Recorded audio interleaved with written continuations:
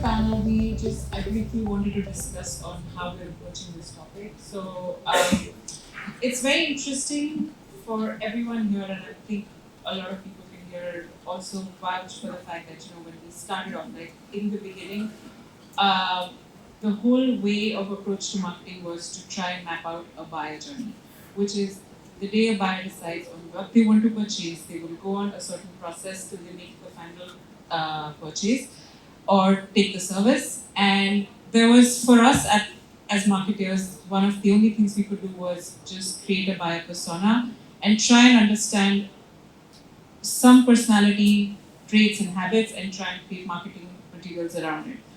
Of course, after digital has come into the picture, we've evolved into what is known as the user journey, where we are actually very accurately able to create and also try and target inflection points where we can actually create more segmented marketing materials and communications. And this behind us is just a very brief, broad overview of what a customer journey would look like today. And Marilyn, I want to start off the questions with you, where if this is of course a very, very broad overview, of course, awareness, consideration, purchase, retention, and advocacy, which is the most ideal customer journey for anyone involved. Broadly, what are some of the most important things you think across this journey, as that you want to kind of focus on, or do you focus on internally with your team? Well, I think I'll use the mic now. Well, it very much depends on where is either your brand or your product life cycle is, right? So if you come, I mean, for example, for Manulife Vietnam, we've been in Vietnam for 20 years. So for us, at this point of the time, if you're looking at the whole digital journey of the customer or in terms of the acquisition, we'll be very much focusing on consideration because in terms of awareness level, we are relatively high. Having that 1 percentage point, that 1 mil, it's not going to make much of a difference. Hence, we do focus pretty much currently on in terms of consideration. And I think looking at a whole journey, it's important for us to, as what you mentioned, map the personas out and understand not just the journey, but the period and duration that is required for a customer to go through the whole journey. And that's when you start building your whole communication plan or your campaign or your targeted in various different platforms. And also, Pedro, I wanted to throw this question for you as well, because there are multiple brands that you look at under your group. So how does this customer journey, how do you look at this for different brands? So I fundamentally agree with Marilyn. I just maybe come from a different breed, I guess, because I would not launch a brand with a massive budget. I would build that budget with the business. And so, fundamentally speaking, I do not think there's anyone, honestly, really in Vietnam that is focusing on maybe really retention and advocacy. Like, we are in a growing market for the next 10 years. If you are focusing on it, the reality is you've maxed your market, you should go out of the market because the market is growing. So the reality is everybody's focusing on acquisition. Now, how you build your acquisition strategy, it really comes down to your business, right? So I think for us, as I said, we typically build businesses from ground up where we kind of have the pressure of turning, capital expenditure aside, profitability almost from day one. So the reality is we look at typically purchase, right? And we build strategies that will yield purchase from the beginning, knowing that we are just buying time to then quickly build on top of that purchase. So typically, if you look at it, so what we do is we find people that are willing to buy what we have, and then we build, help use them to so we go a little bit to the advocacy point straight up to create awareness and to then drive people within their networks that maybe are not as willing to join yet, but they are willing to consider joining because their friends are already there. So again, I think this is a very linear approach to any customer journey. For us, really what we do is start from purchase up, because without sales at the end of the day, there's no real point. So. Great point there. I will come back to you on the advocacy point because I do have a question for you after. But that's a good segue into speaking to Rotsen. Of course, Oyo, we all know, is like this massive growth phase across the globe and Southeast Asia, and you just mentioned Vietnam is an important market. So, in terms of precision marketing or just looking at very precise data, how are you looking at this for a market like Vietnam? So of course we use a lot of data. I think when coming back to the previous questions, what is more relevant? Is it customer acquisition? Is it retention? If we plan as a company to become the largest hotel chain in the world in less than a year, we have to do all of them at the same time, right? Otherwise, as True was mentioning, right, your acquisition costs will be increasing if you don't have high retention, right? So customer acquisition is for us very important because we need to create the mass people to know to visit our hotels from the very beginning. So that's not different than any other company, I would say. The thing is, if you want to reduce the $1.2, as you're mentioning, to 0.6, 0.3, or 0.1, you need to rely a lot on frequent users, right? So that's something that we have learned in a hard way in India for a few years. Once we learn, we have using the same, for example, in countries like Indonesia, where we are in almost a year, the retention rate or frequent repeat users are more than 50%. In countries like US, where we opened a few months ago, we had 25% of repeat users in the first 3 months. Same in UK, same in Japan, same in Brazil. So those components have to be together all the time if you want to reduce your acquisition costs or your cost per transactions, right? Which is very aligned with customer experience. Of course, we're growth marketing. I have no way to control the experience. You cannot control the quality of the rider, right? Although you know this is the right way to do it, you cannot control every single rider. Same with us, we cannot control every single point of the customer experience. When they arrive to a hotel, they check in, the TV is working, the icon is working, you know. But if you can control all these kind of things in a very detailed way, you can control your marketing in a precise way. Understanding you need to reduce your cost per acquisition while improving your retention and keep building the referral motion for people to refer. I say this hotel, recommend me this place. Right? So yeah, I think, sorry, long answer there. No, of course, that's very true. And then again, this again ties into my next question, which is for Marilyn, which is again, you just launched an app, which is you've just shared some results, and if you can share them with the audience, it would be great.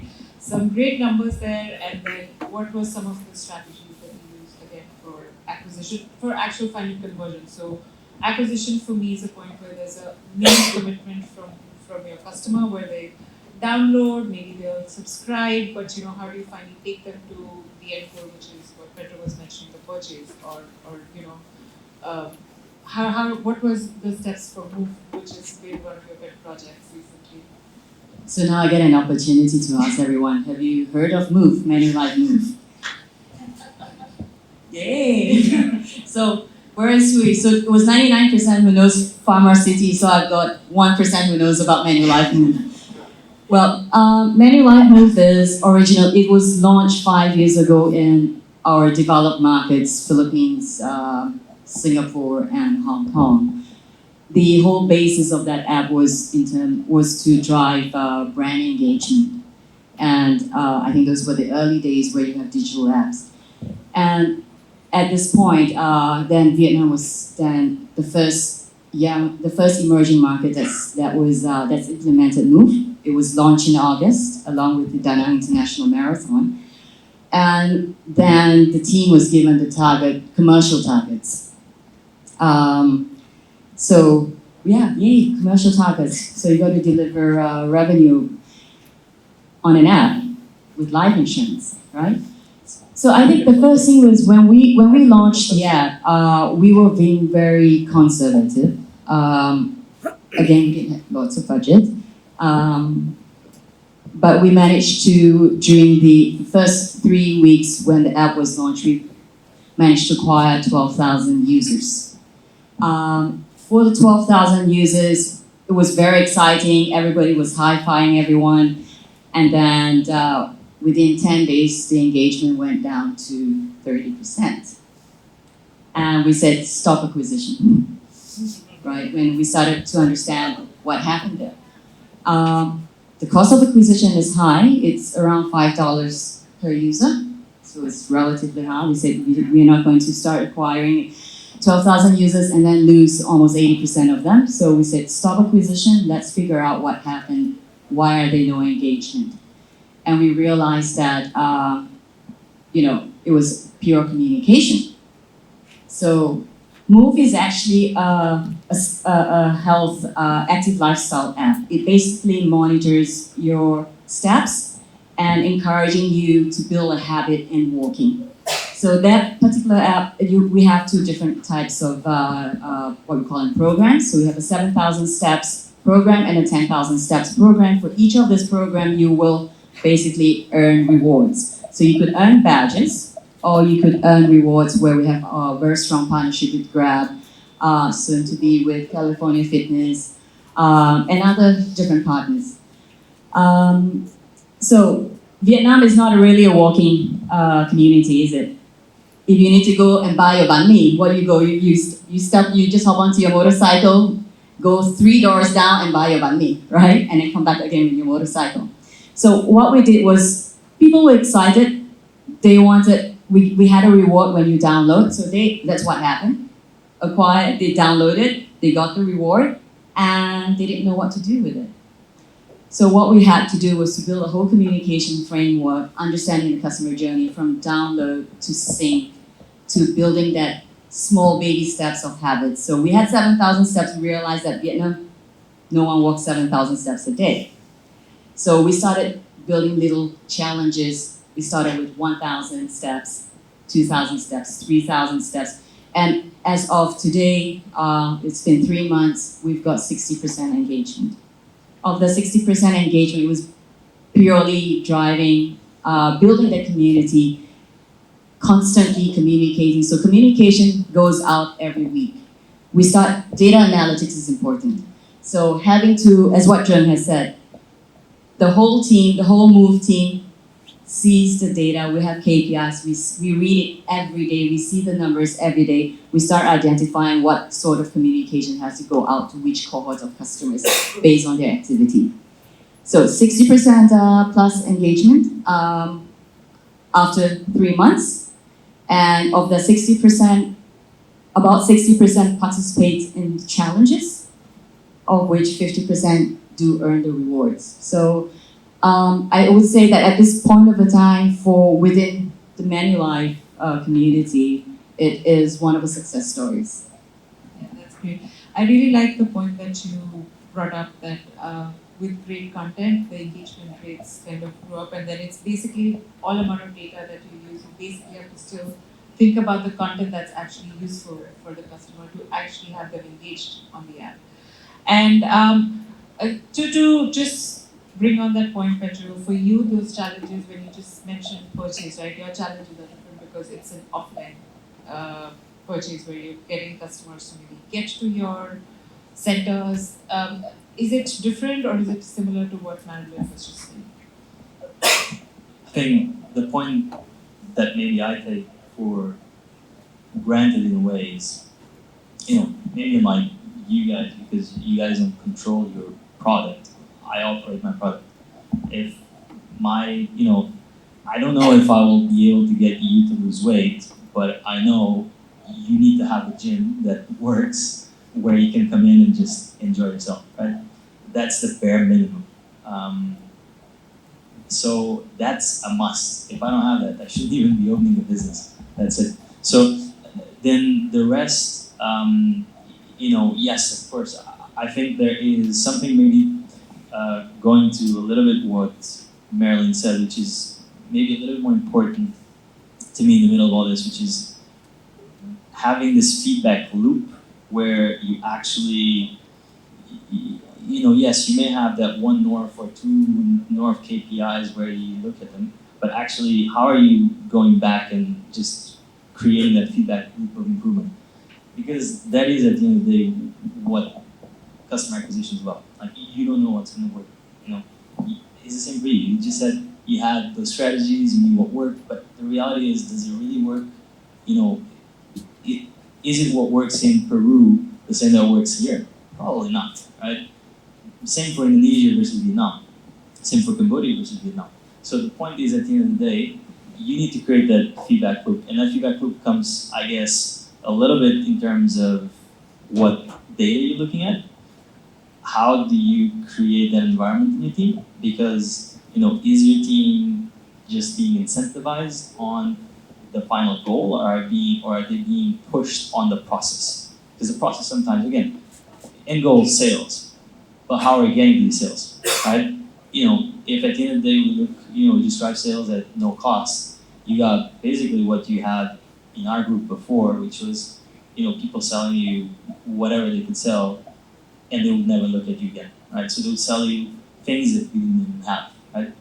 Obviously that doesn't quite work, but the point is, the moment you start fixing these things, you know, you've got the right information, the right data sets, you got the right feedback, the right processes within your team, and also you have something that you believe in, right? Because if you don't believe in it, there's no point.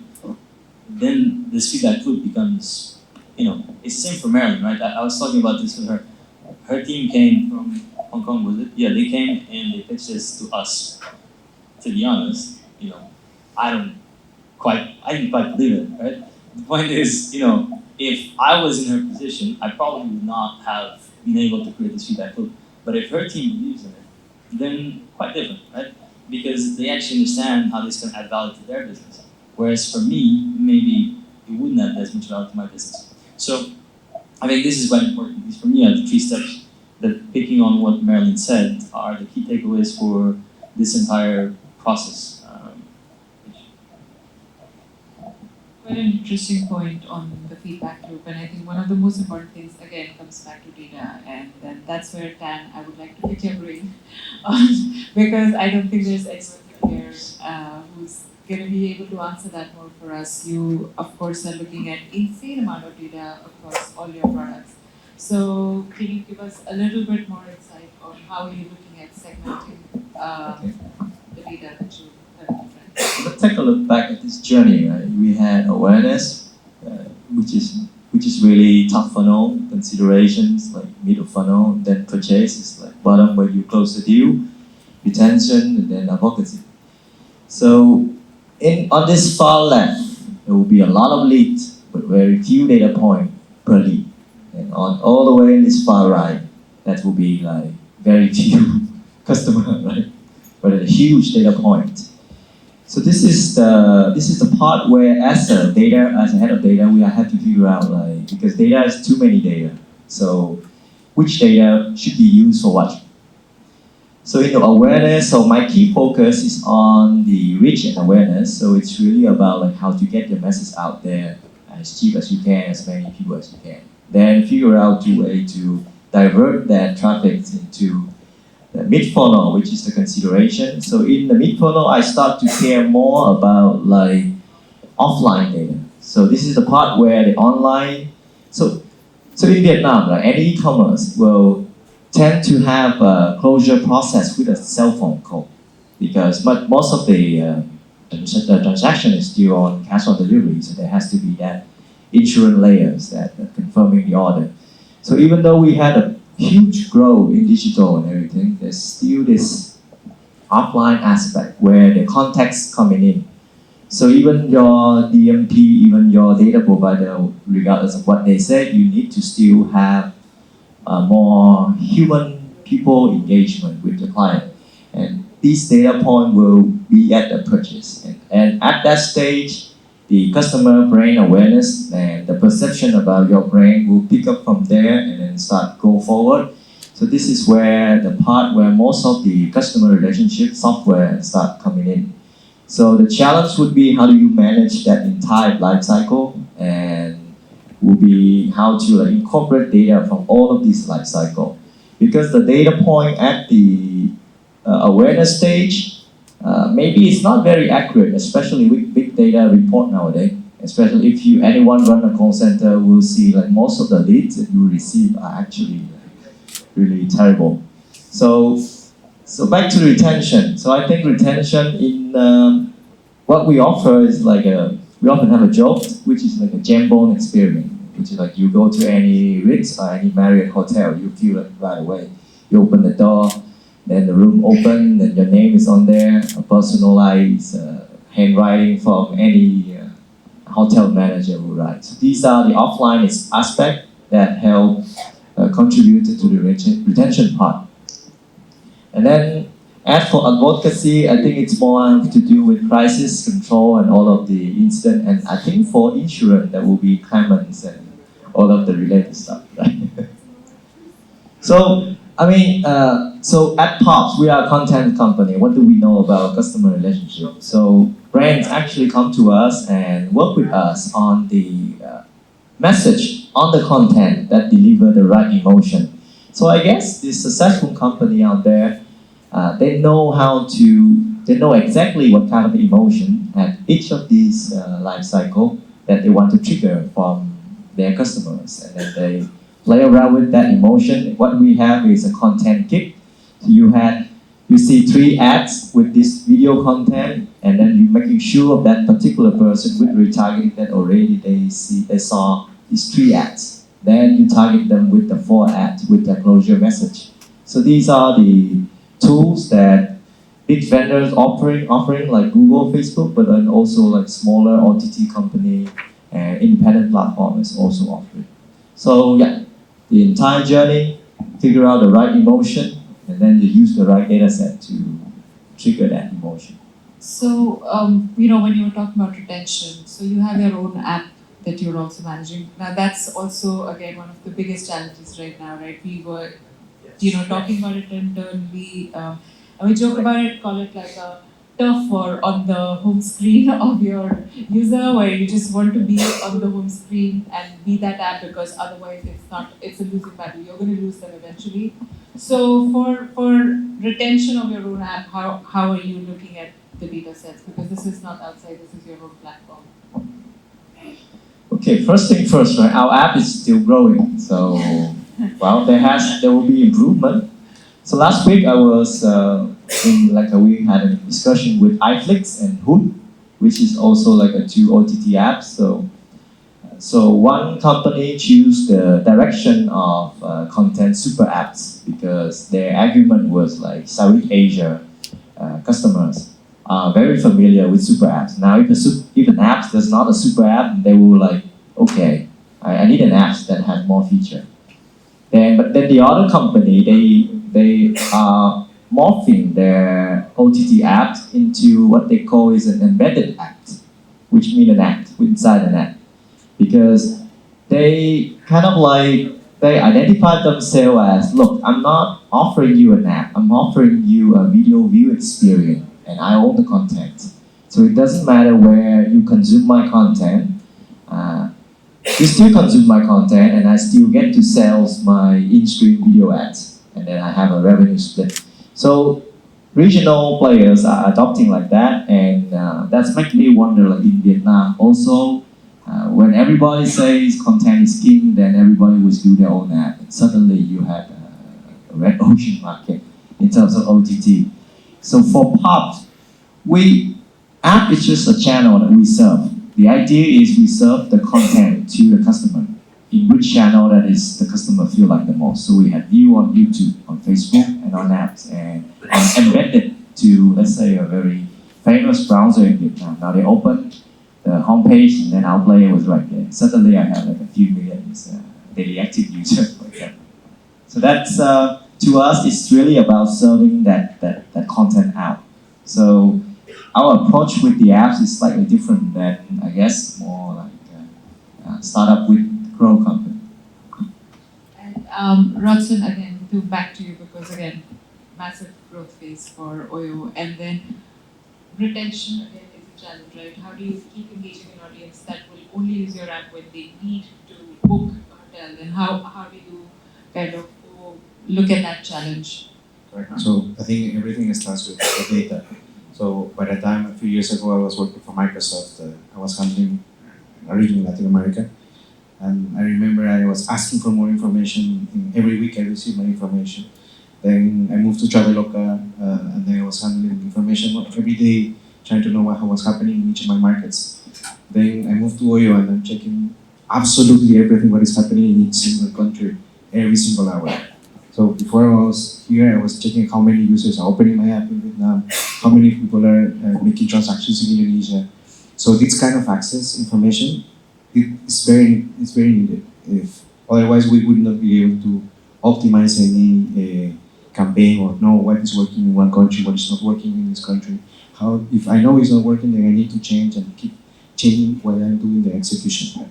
So corrections are happening all the time, and data, understanding in what part of the funnel customers are talking.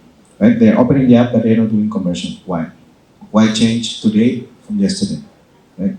And okay, they did conversion, but they didn't pay as much as I wanted. Right? Going back to, I think you make a question about acquisition costs and more than break-even point, I think we were asking about lifetime value, right? So we have this idea of what is the lifetime value for customers in the next 3-5 years. But to be honest, we don't care much about it, about the number. We only care that we need to drop that number, the acquisition cost, as much as we can, right? So it's just a matter, because lifetime value and acquisition cost, you can put whatever variables you want in your mind, and you can make the numbers higher or lower, right? But you cannot fool yourself, right? You know exactly what is your acquisition cost. You can sell someone else, I can tell you a very big number here or a very low acquisition cost. What's the difference, right? Anyway, we are looking every single day how to reduce the time when we are going to be able to make more redemption, and when is the time that customers we're going to lose a customer, right? If we know in how many days after customers download the app and they didn't do a transaction, we lost that customer. Right? So we only have 45 days, 60 days, 75 days, depending on the market, that we need to keep that customer. And after they do a transaction, we know exactly how many days we need to make them repeat. If they don't repeat the transaction in that moment, we lost them. Right? So all these kind of things in each market, of course, is different. Not only in each country, but Ho Chi Minh City, Hanoi, Nha Trang, Bun Tao. So we have every single city is different behavior. Okay? So data, thank you, you guys. We have a lot of data. We don't know exactly where to look now. It's not about the data, it's about what you do with it.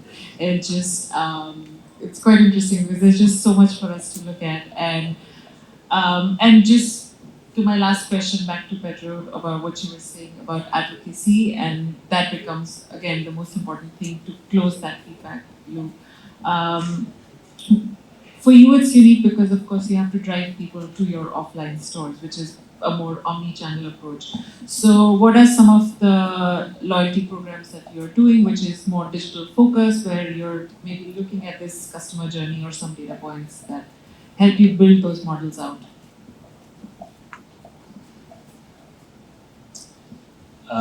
That's a good question. I think when it comes down to advocacy, for us, we're still very much traditional business in the sense that, but we're still very much traditional business in terms of execution, but the principles apply to any business, I think. At the end of the day, we measure a few things to understand where you are in terms of your relationship with us. We measure how many times you're coming, not per month, but actually per week, because that gives us a good indicator depending on your age cluster as well as just the channel for which you were acquired, because that's also quite important. That differs quite a bit. Second, we also look at the penetration of personal training, because we know that if you are using a personal trainer, you are more likely to come. And again, the key metric is how many times you visit, and then there's a few drivers that get you there, right? So number one is, just PT, right? So personal training. Second one could be how close you are to expiry of membership. New Year, Jan. And the third one is that's what I was gonna say. The third one is seasonality, right? Because there is a certain pattern within the year where we would see you maybe come more often or less often.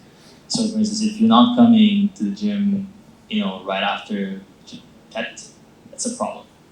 That means you've not eaten enough. But no, that basically means that we may be losing you as a client, right? Now we know that you're going to come, but maybe you won't come as frequently as you probably are coming, say around May, because you have a bit more time. Right after that, typically you need to pick up on business, right? So you will be more busy, but you will make time to go to the gym because it is important to you. Again, these are just some principles. Then, to your question, how digital is this? Right now, not really. We do a lot of incentives offline. We do incentivize people. We do have drop sell programs as well.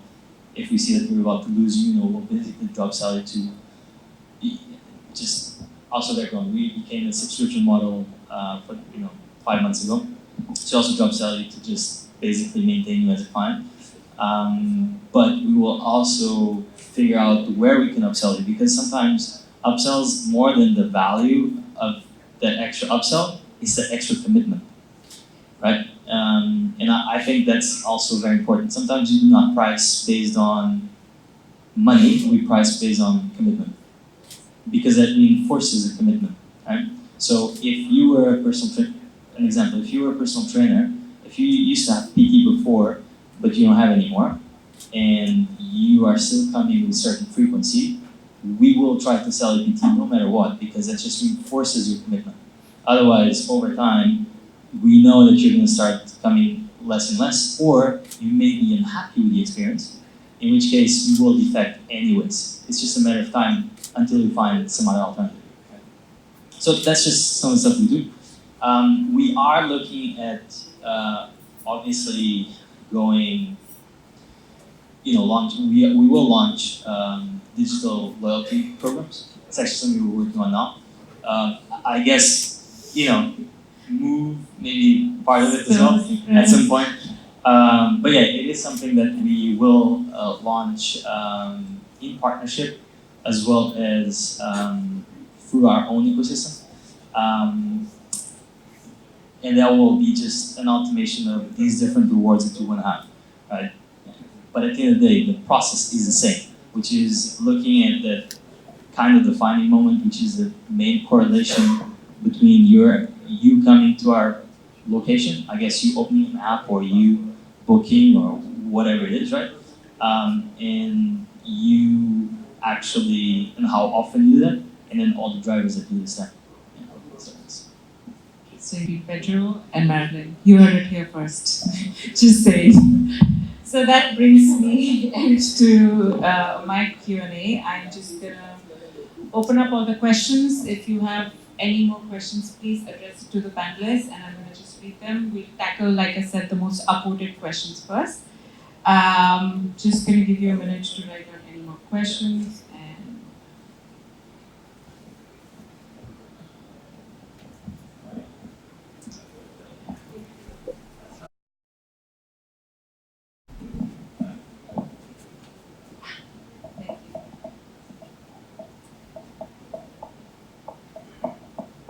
Okay, guys, if you could just also write the name of the panelist you're addressing the question to. Otherwise, I'm just gonna. I don't know how I'm gonna do this, but I'm just gonna start with, just read it out loud and maybe address it to who I think is the right person to answer. Alright, so Marilyn, this question's for you because, with all the success of Move, I think you're the right person to answer this. Growth hacking comes with a hypothesis that you test. What have been some of the tactical tests or campaigns that you thought were going to work for you, but instead didn't?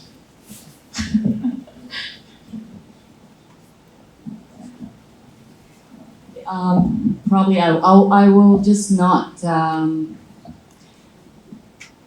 I will not talk about Move. We'll talk about another digital initiative or an online initiative that we did. So, for example, for insurance, right? We are now exploring different channels, trying to reach out a younger segment of customers. Hence, we initiated a concept test with one of the e-commerce platforms in Vietnam. So everyone was talking about D2C, right, direct to customer, and we did try that out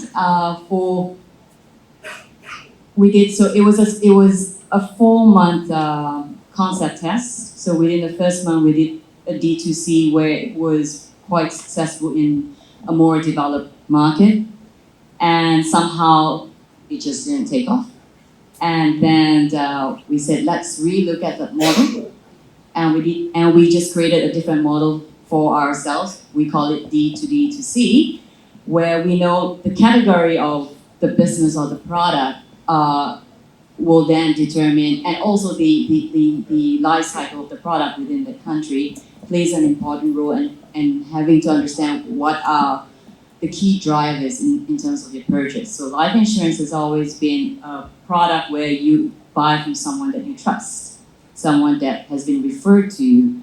So having to purchase directly a product that will last for 10, 15 years over internet or an e-commerce platform, no one does that, right? So what we did was we actually changed the whole distribution model, but it's still an e-commerce platform, and we went from direct to digital to distribution. So we introduced the distribution, the human element, as you were saying, in between to customer. So, and that's where actually the content came into play, because that's how we actually drove the traffic to build the awareness of the product. So it was, the thing with content is that the role that it plays is the moment a potential customer actually expresses interest and goes to your specific directed page, your conversion is 50-50, right? For this category, for someone to say, hey, I'm interested, I want to know more, there is already a need. So what happened was, it was through content, we drove the customer to the e-commerce platform. They expressed interest within that e-commerce platform, and then we introduced the human element of the distribution, and that's where we got and then directly to the acquisition of the customer. The process is longer, but then this is how it worked. So that was one of the case studies. So everyone within the industry was mentioning about D2C. We said, let's try, but then we just changed the model a little. And in terms of another thing that we just like to share, the conversion rate was at around 52%, and then our upsell and cross-sell rate it's at this point 12%. So I think one of the things with digital is having to see your data on a day-to-day basis. It's like doing sales, right? You see your numbers every day and see what works, what doesn't work, how do you tweak it. And this is a fast, it's a fast, I would say, what we call it, a fast industry, fast platform, fast technology. But no matter how it is, you have to just make sure that we do this religiously.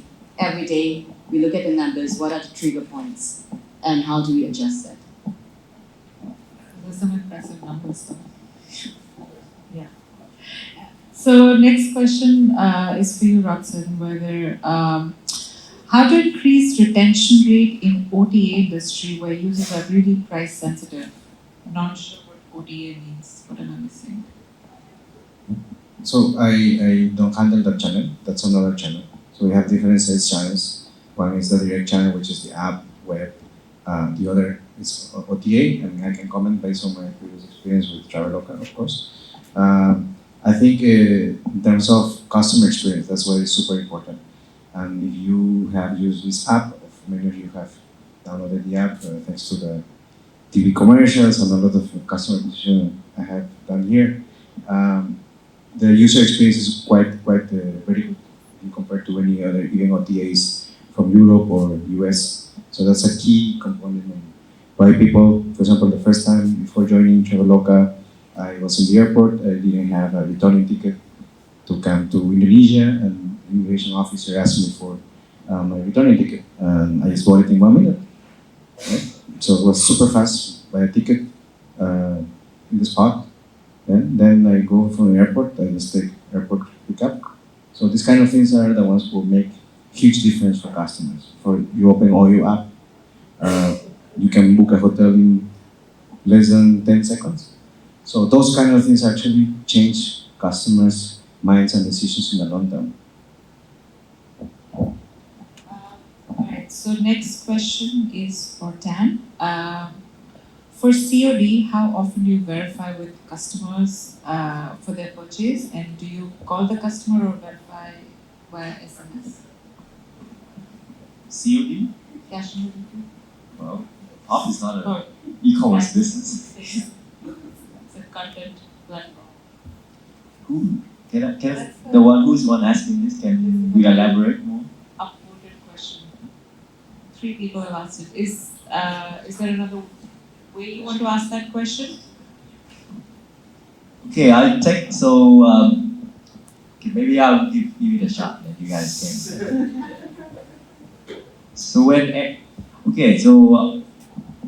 I go outside Vietnam, everybody was like, e-commerce is very developed in Vietnam. And when they found out that the COD is still, I think, 60 to 80% of the payment rate in Vietnam, everybody was like, oh wow, how can e-commerce develop so well when COD is so high?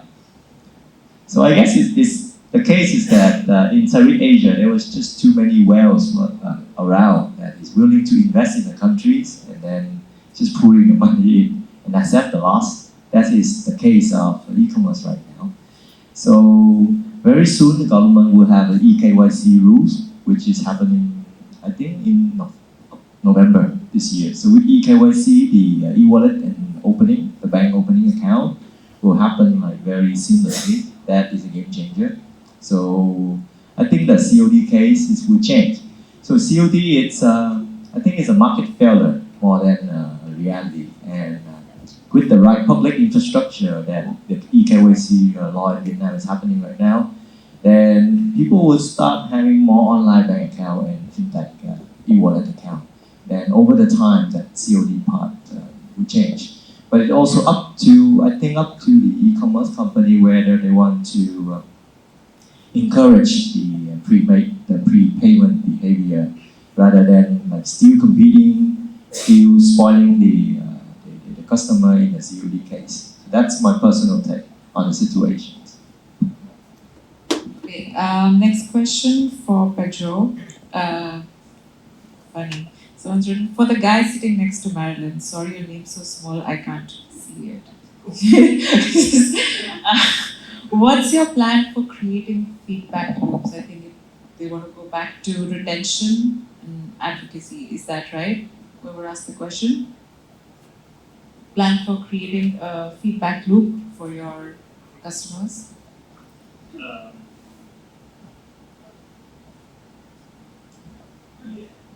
Look, I don't think there's one solution to that. If I have to give an answer to that, I would say you need to have a lot of teams communicating together.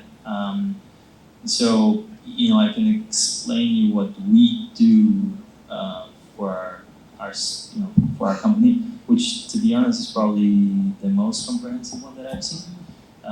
But it's by no means perfect. So I guess this comes down to 3 parts of the problem.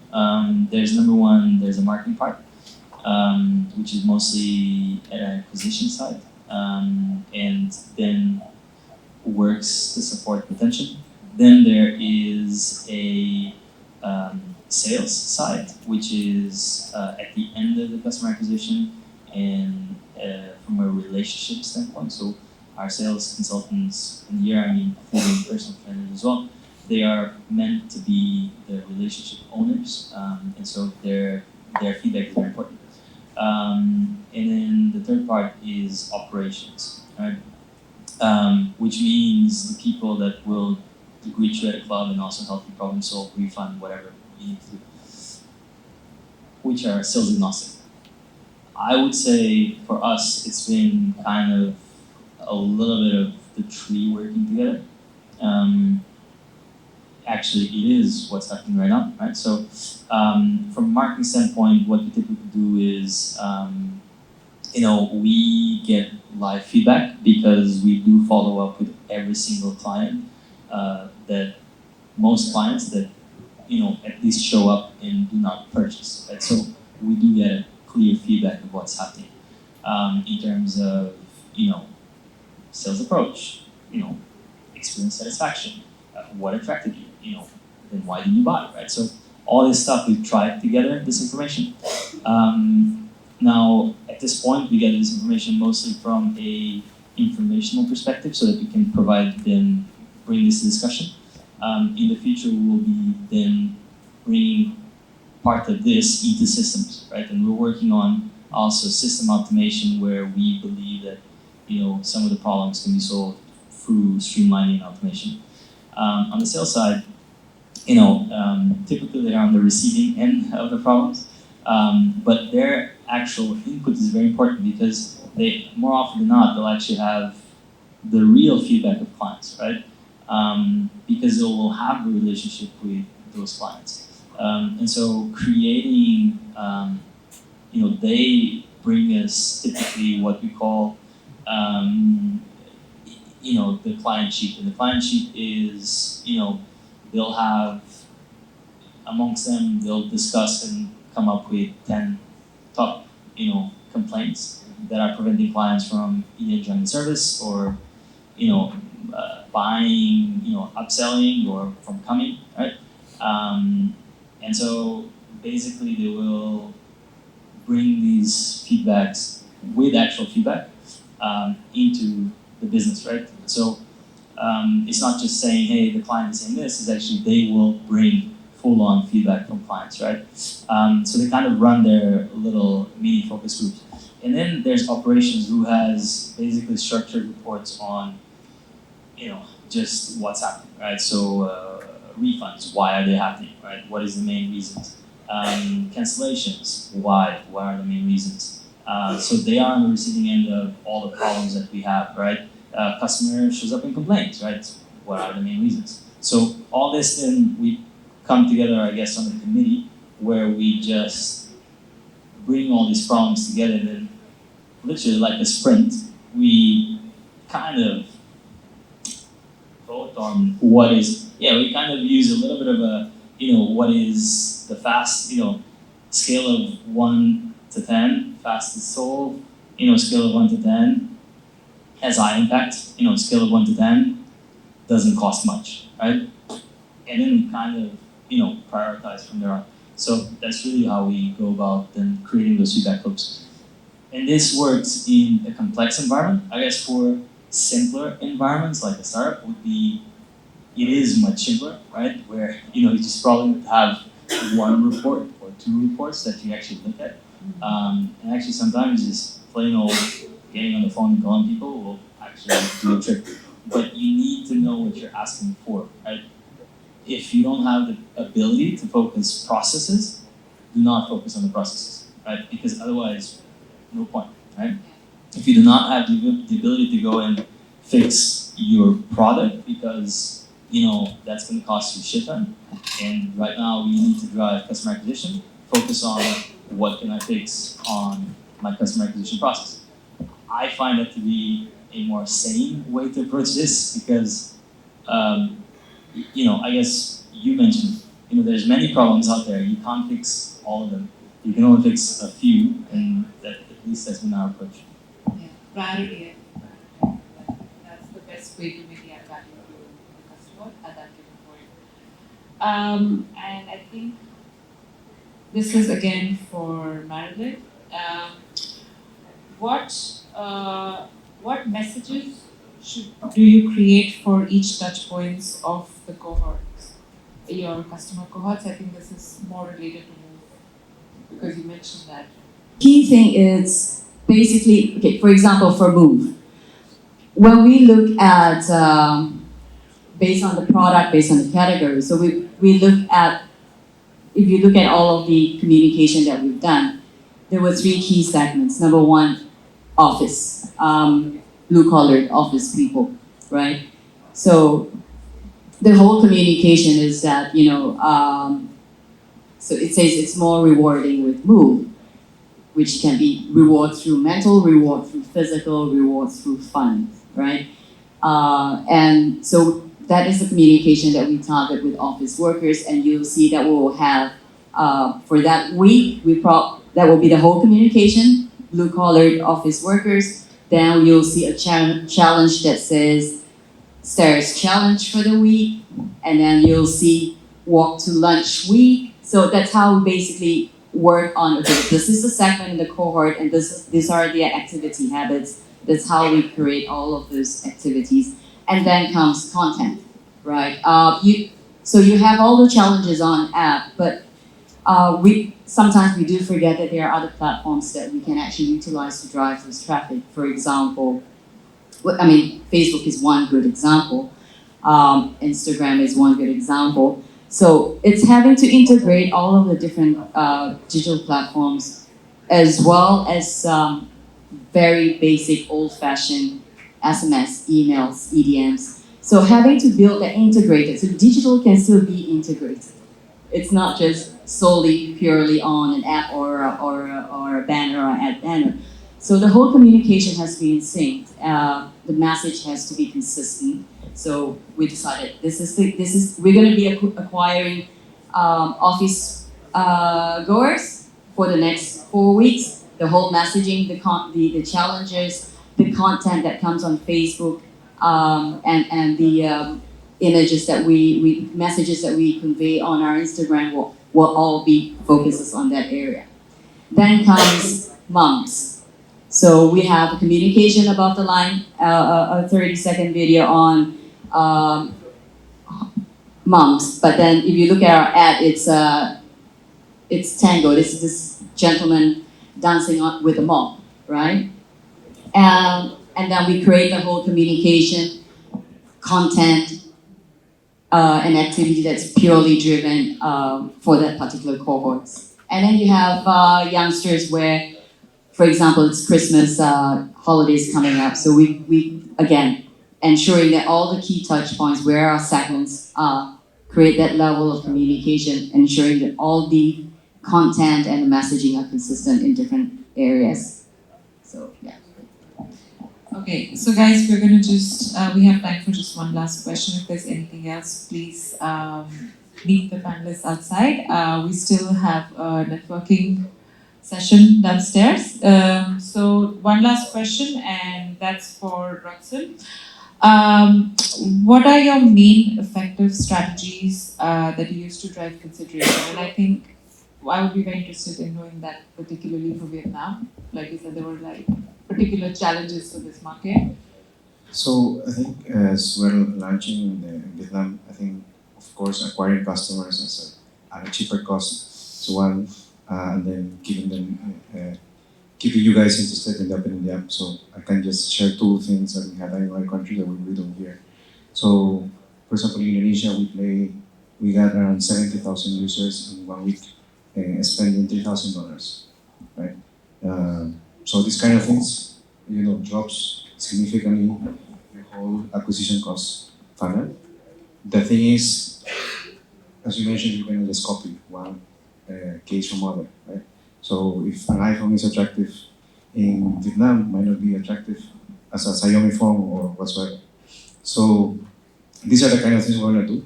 This is part of growth hacking.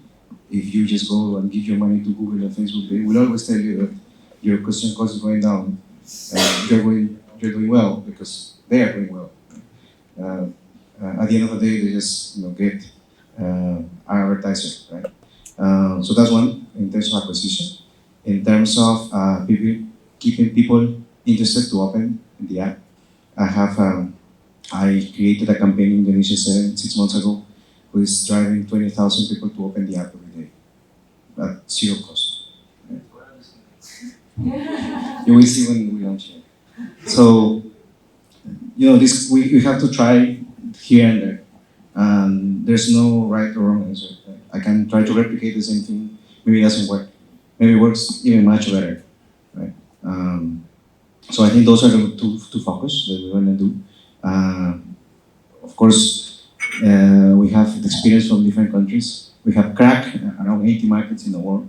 We think we have a lot of know-how, but we also understand that every single market is very unique, and we need local people to drive these kind of things.